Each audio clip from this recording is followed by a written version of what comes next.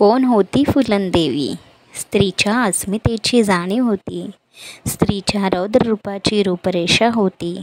स्त्रीने रडत न बसता स्वतःवर झालेल्या अन्यायाचा प्रतिशोध घेत ज्वालामुखी कशी बनते हे सिद्ध करणारी सत्यता होती.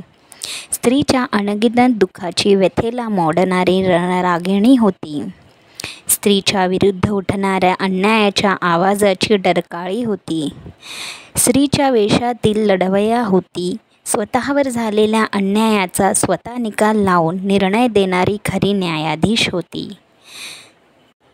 फुलनदेवी ती स्त्री होती जिने अन्यायाविरुद्ध निकाल तर स्वतः लावून दिला आणि त्याच कायद्यानुसार चालून कायद्याला समांतर आणि सिस्टम बदलवण्यासाठी स्त्रीचा उठणारा जबरदस्त असा आवाज होती फुलनदेवी.